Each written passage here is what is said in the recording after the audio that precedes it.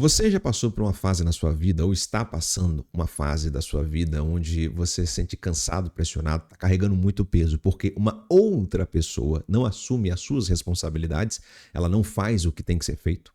Hoje nós vamos ver um caso de uma mulher, esposa e mãe, onde o marido dela não, pelo menos não responde à sua responsabilidade à altura e ela se sente cansada e pressionada. Seja muito bem-vindo, nós estamos no nosso Crônicas da Carruagem. Se você não me conhece, eu sou o Jonathan Dorato, sou terapeuta especializado no tratamento de emoções em gerais, né? Ansiedade, tristeza, luta, essas coisas. E, sem mais delongas, vamos ler o nosso relato de hoje aqui e eu vou fazer a minha análise terapêutica, tá? O caso é o seguinte, ó. É uma mulher e mãe, né? Olha só, tenho 32 anos, sou casada, temos um filho de 4 anos. Sinto que carrego o mundo nas costas. Vamos ver por quê. O meu marido é uma boa pessoa, mas não toma iniciativa. Eu decido tudo, das contas ao jantar. Para piorar, o meu filho manda na casa, faz birras terríveis e eu acabo por ceder para não ouvir o choro. Sinto que, se eu parar um segundo, tudo desmorona. Bom, essa sensação, ela realmente, é claro que ela não condiz exatamente com a realidade. É óbvio que nem tudo, alguma coisa que você parar não é que tudo vai desmoronar, mas é óbvio que aquilo que você faz, se não for feito, ninguém vai fazer, né? Nem o seu filho de 4 anos, porque tem 4 anos, e seu marido, se ele assume esse papel meio, né, de passividade, enfim. Bom, e aqui a gente vai fazer a seguinte análise, tá? É o que eu lhe perguntaria em terapia, e é muito importante. Se você está passando por uma situação parecida, responde essas perguntas que eu vou fazer agora. Bom, quanto tempo de relacionamento nós temos aqui? No mínimo, olha aqui, nós temos 4 anos, somando aí mais os 9 meses de gestação, no mínimo aí tem garantido 5 anos de relacionamento, correto? 5 anos de relacionamento. 5 anos é tempo ideal para que você observe o que eu vou lhe perguntar. Aliás, esses 5 anos eu estou levando nem em consideração tempo de namoro, às vezes vocês já se conhecem, enfim, não estou levando nem em consideração, que vai ser mais do que 5 anos, tá bom? E aí a pergunta que fica é a seguinte: o teu marido, ele sempre foi assim? Então, desde o início do relacionamento, seja no namoro, seja... supondo que vocês já se relacionaram, já tiveram filho logo de cara, teve pouco tempo, né? Desde o início do relacionamento, desde o início do casamento, ele foi assim? Ou se foi mais tempo, né? Se você já tem 7 anos que você conhece, 10 anos que tem um relacionamento, ele sempre foi assim? Ou ele se tornou essa pessoa? Por que essa pergunta é interessante? É o seguinte, nós podemos observar uma característica muito interessante nas mulheres com relação aos homens. Vocês, mulheres, se vocês ainda não sabem disso, estou aqui para avisar que vocês têm uma capacidade incrível, né, uma característica incrível de alterar e modelar o homem na qual você está. É óbvio que, se esse cara não for um louco, não for um ogro, não for assim, em condições normais de temperatura e pressão, né? Em condições normais, vocês têm uma capacidade de modelar esses homens. Eles podem se transformar a partir de vocês. Todo mundo conhece um caso, ou tem um amigo, por exemplo, que às vezes o cara parece que não tinha jeito, ou o cara é muito da gandaia, ou ele não tinha bons modos, ou não se vestia bem. E aí entra uma mulher na vida dele e ele se transforma. Ele muda quem ele estava, a forma que ele estava se comportando para uma forma melhor. Às vezes o cara era mais desleixado com a imagem e agora ele se preocupa com a imagem, até porque a mulher dele cuida dele, ou auxilia nesse cuidado, ou introduziu nele essa preocupação. Talvez ele era um homem mais desleixado com o comportamento, a forma de falar, e ele foi sendo educado, ou ele não tinha nenhum projeto de vida, né? O único projeto de vida era o final de semana. Se chegasse o final de semana, ótimo. Se não chegou também, foi. Mas agora não, ele tem um projeto de vida, tem sonhos, ambições e coisas que se transformaram a partir de uma mulher que entrou na vida deles. Todo mundo conhece um caso assim, todo mundo já viu algum caso assim. É uma característica que vocês mulheres possuem, de fazer essa modelagem, transformar esse homem em alguém, né? Seja para melhor ou para pior. Também tem os casos aí, né, de algumas coleguinhas que acabam transformando o cara para pior. E por que eu estou falando isso? Essa característica a gente vê até na literatura, né? Então, por exemplo, com os gregos a gente vê Homero, quando ele escreve a Odisseia, e aí os Ulisses, quando eles param na ilha de Circe, né? Ali os homens são transformados em porcos, né? Eles não perdem a consciência, mas eles são incapazes de fazer outras coisas, grandes feitos, né? Eles são muito rebaixados, né? Porque a mulher tem essa capacidade de transformar. tanto para melhor quanto para pior, enfim. E aí, dito isso, a pergunta inicial é: o teu marido sempre foi assim? Ou o teu marido se transformou nisso? Por quê? Quais são as mulheres de um homem, por exemplo, né? Quais são as principais mulheres de um homem? Certamente vai ser a mãe, ou uma tutora, ou aquela que cuidou, e a esposa. Com toda certeza, esses são os dois, as duas grandes mulheres de um homem, né? Alguém vai falar as filhas, mas nesse aspecto de formação, essas duas são mais importantes. Tanto de quem veio, da mãe, tanto de quem vai se transformar a partir da mulher. Porque se ele veio assim, se ele veio de fábrica, né? Desse jeito, você já sabia mais ou menos que ele tinha um pouco dessas características de passividade. Bom, então é um problema que veio desde a formação da mãe. Se ele se transformou assim, parte talvez do que ele é, não tudo, nem 100%, mas parte pode ser da forma como você conduziu esse início de relacionamento. E aqui está a nossa possível solução, entende? Aqui está a nossa possível solução de encontrar, investigar. Por quê? Se ele se transformou dentro do seu relacionamento, significa que várias circunstâncias pode ser que você tenha se colocado à frente mesmo, tomado decisões, gostava desse tipo de posição, de tomar decisão, de direcionar para onde vai, para outro lugar. Só que é o seguinte, se você vai tirando tudo isso dele, e se a gente é muito propenso à preguiça, tá? Então, são dois grandes defeitos que nós temos, assim, ou é o orgulho ou é a preguiça. Os dois estão sempre juntos ali, né, presente. Mas se seu marido for mais propenso à preguiça, o que vai acontecer? Gente, o que vai acontecer? Esse cara vai ficar mais preguiçoso. Com toda certeza. Por quê? Eu tenho alguém para resolver os meus problemas. Eu tenho alguém para resolver meus problemas. E eu não preciso mais me preocupar. E por essa razão ele vai se transformando nessa pessoa cada vez preguiçosa, menos tomada de decisões, menos responsabilidades e vai deixando tudo nas suas costas. E a gente vê casos diferentes. Por exemplo, eu citei o orgulho, então às vezes a mulher ela vai tomando a rédea de decisão e o cara briga, discute. Por quê? Porque ele deveria ser por orgulho, ele acaba se comportando dessa forma. Aqui está a chave. A gente precisa encontrar um equilíbrio, né? Existem coisas que devem ser direcionadas e deixadas com o teu marido. E existem outras que você vai tomar essa decisão e você que vai ficar a cargo de fazer essas decisões. Pode ser que você tenha errado a mão lá no início ou durante esse processo, pelo menos aí, como eu disse, pelo menos aí uns 5 anos de relacionamento, né? Ou até mais, 10, 15 anos já de relacionamento, talvez você pesou a mão e tomou para si. Aí o que acontece? O que acontece? Quando são só vocês dois, você e o seu marido, ótimo, tudo certo. Agora, aqui, o que nós estamos falando, lendo o relato? Estamos vendo aqui, ó, sou casada e temos um filho de 4 anos. Quando são só vocês dois, pronto. Aí fica até fácil, fica leve.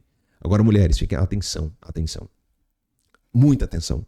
Os filhos de vocês são uma bênção, uma graça, assim. Eu também tenho vários filhos, assim, então, assim, para mim é uma maravilha ter filhos.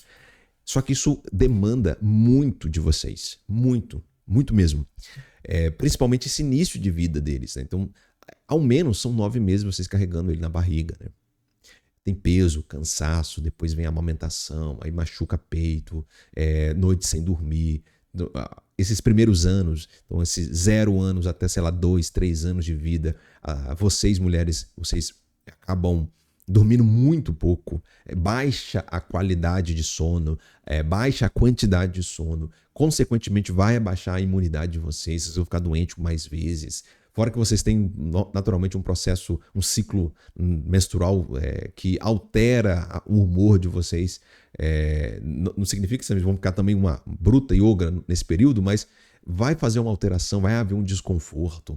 Então, imagina se você era sempre aquela pessoa que tomava todas as decisões na sua vida, aliás, dentro do relacionamento, tomava para si. De repente, o que acontece?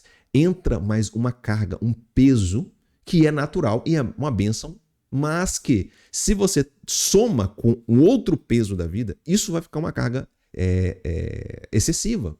E aí, de fato, aqui, ó, quando você fala no final que sinto que você separar, tudo desmorona, é óbvio, porque tem menino chorando, tem menino para ser educado, tem as decisões da casa, tem as decisões do que vai tomar, o que vai se alimentar, né? Eu não sei se você trabalha, mas Tem a profissão mais difícil do mundo, que eu.